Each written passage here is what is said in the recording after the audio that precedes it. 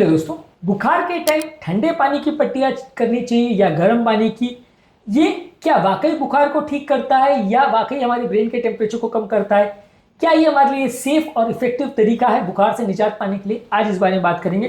बुखार के दौरान अक्सर लोग ठंडे पानी की पट्टियाँ करते हैं, बर्फ लगाते हैं। ये तरीका वाकई में बहुत हेल्दी है या नहीं, और इस मामले में साइंटिफिक फैक्ट्स क्या हैं, आज जानने का प्रयास करेंगे ताकि बहुत सारे मिथ्स बस्ट हो जाए। टॉपिक पर जाने से पहले जो लोग हमारे चैनल पर नए हैं उन्हें रिक्वेस्ट करूंगा कि चैनल को सब्सक्राइब करें।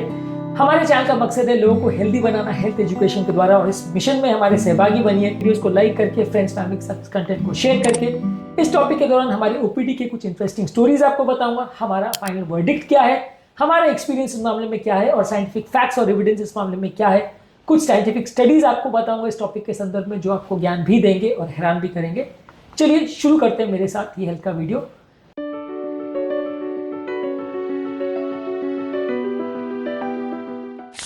आपके घर में क्या अगर किसी व्यक्ति को बुखार होता है तो क्या ठंडे पानी की पट्टियां करी जाती है या नहीं? कमेंट सेक्शन में लिखकर हमें बताएं।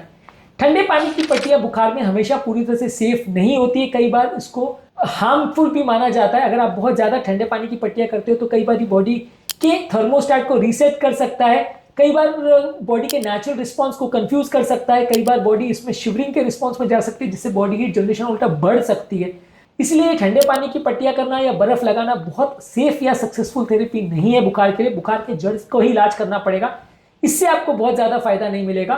बुखार हमेशा बहुत बुरा है ऐसा जरूरी नहीं है। अगर बुखार बहुत ज्यादा हाई टेम्परेचर पे जाता है तभी आपको उस पर बहुत ज्यादा टेम्परेचर को कम करने की जरूरत है। डेफिनेटली अगर बहुत हाई टेम्परेचर है, और खासकर बच्चों में जहां मिर्गी वगैरह आने का चांस रहता है बहुत हाई फीवर में, वहां डेफिनेटली कुछ फायदा मिलता है। लेकिन आप हर बुखार को कम करने के लिए अगर पट्टियों का प्रयोग करोगे तो बहुत फायदा नहीं होता है।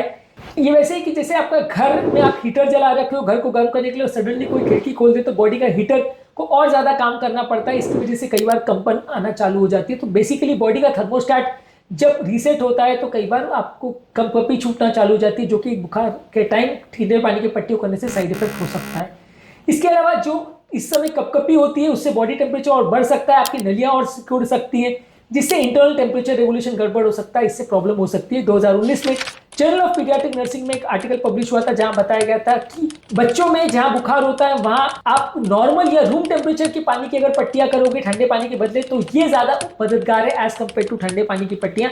ये पैरासिटामोल से भी कुछ साथ देता है उसको टेम्परेचर को कम करने में, पर यहाँ पे नॉर्मल टेम्परेचर की पट्टियां करने को बोला गया है, ठंडे पानी की पट्टियां नहीं। इसके अलावा यदि किसी बच्चे में या उम्रदराज पेशेंट में आप करते हो तो कई बार सडन हाथ पांव की नलियां सिकुड़ सकती है, वैसो कंस्ट्रक्शन हो सकता है, इससे बीपी कम हो सकता है, हाइपोथर्मिया हो सकता है। खासकर अगर आप बहुत ज्यादा बर्फ वगैरह का प्रयोग करें तो ये नुकसानदायक हो सकता है। आपको इस तरह की चीजों को प्रॉपर सुपरविजन के बिना नहीं करना चाहिए। रिसेंटली हमारे पास एक पेशेंट आए थे जहां परिवार वालों ने उम्रदराज पेशेंट में आइस कोल्ड वाटर का प्रयोग किया था स्पंजिंग की वजह से, जिसकी वजह से उनका बीपी कम हो गया था, उनको कंफ्यूजन डेवलप हो गया था, बहुत ज्यादा कपकपी छूट रही थी, बहुत ओवर एग्रेसिव कूलिंग किया गया था जिसकी वजह से उनको एडमिट करना पड़ा। तो इस तरह की चीजें कई बार हो सकती हैं। इसके ऑल्टरनेटिव में आप रूम टेम्परेचर पे पानी अगर रखोगे तो वो थोड़ा सा बेटर है, इसमें आपको शिवरिंग का रिस्पॉन्स ट्रिगर नहीं होगा, तो इससे कंपेरेटिवली आपको बेटर रिस्पॉन्स मिलेगा एज कंपेयर टू बर्फ की पट्टियां करना। इसके अलावा एक सुपरफिशियल टेम्परेचर ड्रॉप लोगों को जरूर देखने को मिलता है, पर ये बीमारी को ठीक नहीं करता। 2020 में एक मेटालिस्ट पब्लिश हुआ था कॉकरेन डेटाबेस में जहां बताया गया था कि फिजिकल मेथड्स ये जो है ये सारे हेल्प ही करते हैं, लेकिन जो इन्फेक्शन को कंट्रोल करना है वही मेन थेरेपी है बुखार के लिए, उसी से लॉन्ग टर्म फायदा होगा। आप सिर्फ बाकी चीजें करते रहोगे तो उतना फायदा नहीं होगा। अगर किसी को टेम्परेचर 102 फ़ारेनहाइट से कम है तो वहां बहुत ज्यादा बेनिफिट नहीं मिलेगा। अगर टेम्परेचर 102 से ज्यादा है तो डेफिनेटली आपको फायदा मिल सकता है। रिसेंटली एक 10 साल का बच्चा हमारे पास आया था जहां पेरेंट्स ने बार बार ठंडे पानी की पट्टियां की थी क्योंकि वो पैनिक कर रहे थे, इतने टेम्परेचर के स्पाइक्स आ रहे थे। बच्चे को स्किन इरिटेशन और फटीग बहुत ज्यादा हो रहा था क्योंकि उसको बहुत ज्यादा बारी पट्टियां कर दी गई थी और टेम्परेचर सिस्टम गड़बड़ हो गया था। जब हमने नॉर्मल उनका टेम्परेचर कंट्रोल किया बाकी मेथड से तो बाद में उससे ठीक लगने लगा। ये ठंडे पानी की पट्टियां करना कई बार निमोनिया, डेंगू और हाइपोथर्मिक स्टेट्स में जहां बॉडी ऑलरेडी कोल्ड होती है वहां पे नुकसानदायक भी हो सकता है। 2021 में लैंसेट इन्फेक्शन डिजीज में एक आर्टिकल पब्लिश हुआ था जो बताया था कि डेंगू जैसे पेशेंट्स में अगर आप एक्सटर्नल कूलिंग बहुत ज्यादा करते हो तो इससे उल्टा वैस्कुलर इंस्टेबिलिटी बढ़ सकती है और पेशेंट को उल्टा खराब लगता है, अच्छा नहीं लगता है। इसके अलावा अगर आप इससे बुखार को बहुत ज्यादा अगर कम करने का प्रयास करते हैं तो कई बार एक्चुअल डायग्नोसिस से वो मिस्टेक हो जाती है, वो मिस हो जाती है, जिसकी वजह से लोग को लगता है बुखार चला गया, अभी डॉक्टर के पास जाने की जरूरत नहीं है और पेशेंट की कंडीशन बिगड़ जाती है। रिसेंटली हमारे पास एक बच्चा आया था जिसको टाइफॉइड फीवर था। 4 दिन तक पेशेंट को हॉस्पिटल नहीं लाया गया, बुखार के लिए गीले पानी की पट्टी और पैरासिटामोल देके काम चला रहे थे और फाइनली पेशेंट को एडमिट करना पड़ा क्योंकि टाइफॉइड फीवर बिगड़ गया था। इंडियन जर्नल ऑफ पीडियाट्रिक्स में 2021 में एक आर्टिकल पब्लिश हुआ था जहां बताया गया था कि रैपिड एक्सटर्नल कूलिंग से कई बार 5 साल के छोटे बच्चों में अगर आप करते हो तो मिर्गी ट्रिगर हो सकती है। आपको हमेशा कोशिश करनी है कि थर्मामीटर के नंबर को ट्रीट नहीं करना है, पेशेंट को ठीक करना है। थोड़ा बहुत आपको ठंडे पानी की पट्टियां या लिमिटेड स्पॉन्जिंग करने से फायदा मिलेगा, ओवर अग्रेसिव इसको मत करिए और इसमें नॉर्मल टेम्परेचर के पानी का प्रयोग करिए तो ही आपको फायदा मिलेगा। बहुत ज्यादा ठंडे पानी का अगर आप प्रयोग करेंगे तो फायदा नहीं मिलेगा। इसके अलावा ठंडे पानी की पट्टियां करने के टाइम बहुत ज्यादा बर्फ भी मत रखिए, बहुत ज्यादा एसी भी मत चलाइए, बहुत ज्यादा फैंस भी मत चलाइए, नहीं तो बच्चे को और ज्यादा कपकपी होगी और इससे टेम्परेचर इंटरनल और बढ़ भी सकता है। इसके अलावा कभी कभी ये ठंडे पानी की पट्टियां करने से बच्चे को उल्टा खराब भी लग सकता है। बीएमजे पेडियाट्रिक्स में 2022 में एक आर्टिकल पब्लिश हुआ था जो बता रहा था कि बच्चों को उल्टा खराब लग रहा था। पेशेंट का टेम्परेचर थोड़ा कम हुआ था लेकिन फिर भी बच्चों को ज्यादा खराब लग रहा था पट्टियां करने के बाद। तो हर बच्चे को अच्छा लगेगा ऐसा भी जरूरी नहीं है।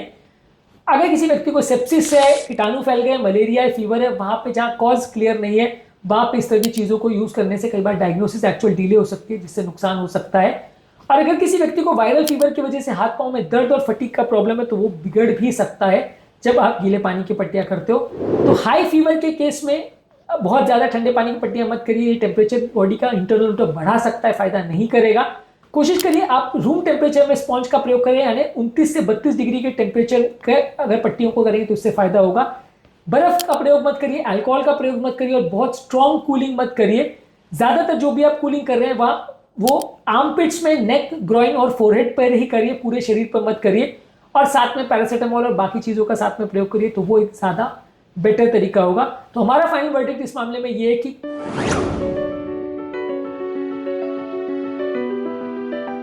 ठंडे पानी की पट्टियां करना, बहुत ज्यादा बर्फ लगाना बहुत सेफ भी नहीं है और बहुत इफेक्टिव भी नहीं है। नॉर्मल टेम्परेचर की पट्टियां करेंगे तो कंपैरेटिवली वो ज्यादा अच्छा तरीका साबित हो सकता है। कंटिन्यूसली स्पंज नहीं करना है, थोड़ा गैप बीच बीच में देना है, टेम्परेचर को बॉडी के मेंटेन करते रहना है, मॉनिटरिंग करते रहना है। आइस का पानी बिल्कुल मत प्रयोग करिए। और अगर 6 महीने से छोटा बच्चा है या इवन 5 साल से छोटा बच्चा भी है तो डॉक्टर से पूछे बिना इसका प्रयोग मत करिए। साथ में आप स्पॉन्ज बाथ दे सकते हैं as an add on to medication, पर मेडिसिन के बदले उसको मत दीजिए। बुखार के पेशेंट में मेडिसिन देना तो जरूरी है, स्पॉन्जिंग भी कुछ हद तक अगर सही तरीके से की जाए तो फायदा कर सकती है। गलत तरीके से किया जाए या गलत प्रैक्टिसेस की जाए तो ये बच्चे को उल्टा नुकसान पहुंचा सकती है। अगर आपको ये वीडियो यूजफुल लगता है तो फ्रेंड्स फैमिली के साथ से शेयर करिए। हमारे चैनल का पर्पस ये है कि लोगों को हेल्थ एजुकेशन पहुंचाएं और उनको एजुकेट करें ताकि वो अपनी हेल्थ को बेटर बना सके। इस मिशन में हमारे सहभागी बनिए। चैनल को सब्सक्राइब करके, वीडियोस को लाइक करके, वीडियोस को कमेंट करके और उनको रिलेटिव्स के साथ, फ्रेंड्स के साथ शेयर करके।